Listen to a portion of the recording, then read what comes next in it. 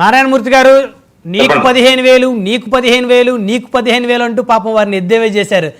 ఇక మే నెల నుంచి మీ అందరికీ 15,000 రాబోతున్నాయి ఆనంద్ సాగర్ గారు చెప్పారు. సో మీరెవరో కంగారు పడాల్సినటువంటి పని లేదు.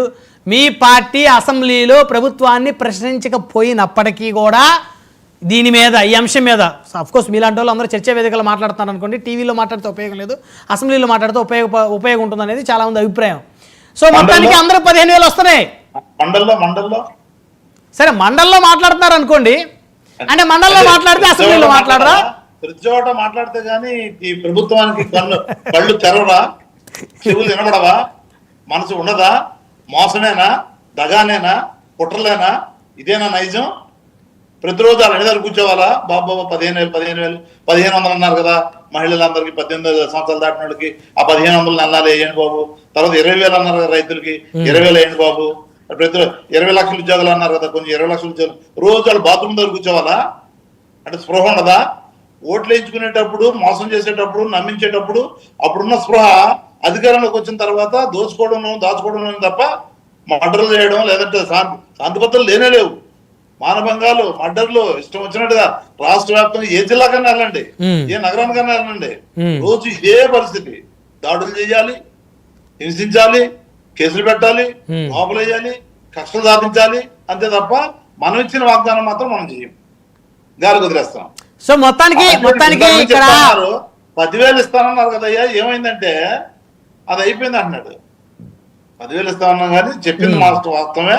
మేము మోసం చేసాం, మేము దగా చేసాం, మేము వెన్నుపోటు పొడిచాం వాళ్ళని, ప్రజల్ని, కానీ మేము ఇవ్వం.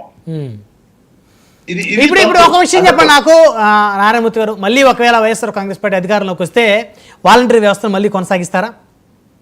అది దాని గురించి డెఫినెట్ గా వచ్చినప్పుడు చూద్దాం అంటారా? ఎందుకంటే నా స్థాయిలో ప్రకటన చేసేటటువంటి స్థాయి కాదు నాది. తప్పనిసరిగా కానీ ప్రకటన చేసే స్థాయి కాదు, కానీ ప్రభుత్వం మీద ఇష్టానుసారంగా మాట్లాడొచ్చు. మీకు నచ్చినట్టు చంద్రబాబు గారు మాట్లాడతారు, పవన్ కళ్యాణ్ గారు మాట్లాడతారు, అక్కడ మాత్రం మీ స్థాయి పెద్దది.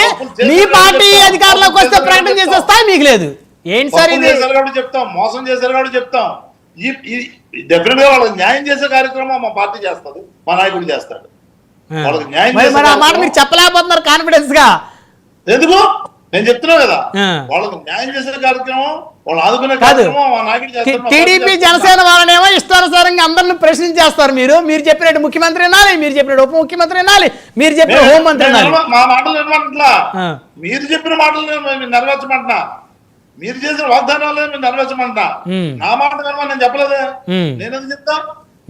ఆ మాట వింటాను వాళ్ళు ఉన్నది కాదు కదా, ప్రజల మాట వినమంటున్నా, ప్రజలు చెప్పిన చేయమంటున్నా, ప్రజలు మోసం చేయొద్దన్నా, ప్రజలు కూలీ చేయొద్దన్నా. సో మొత్తానికి మే నెలలో మీరు ఏదైతే కోరుకున్నారో 15,000 ప్రతి ఇంటికి ఎంతమంది బిడ్డలు ఉంటే అంతమందికి తల్లికి వందనం పేరుతోటి అందరికీ కూడా 15,000 రాబోతుందని చెప్తున్నారు. ఇక వాలంటీర్ల వ్యవస్థ మాత్రం ఇక మీ పార్టీ మరి పోరాటం చేయాలి. ఎందుకంటే మీరు నిర్మించుకున్న వ్యవస్థ, అందులో చాలామంది జగన్మోహన్ రెడ్డి గారు సైనికుల్లాగా పనిచేసినటువంటి వాలంటీర్లు ఉన్నారు కాబట్టి వాళ్ళ కోసం మరి మీరు పోరాటం చేయాల్సినటువంటి బాధ్యత మీ మీద ఉంది. నారాయణమూర్తి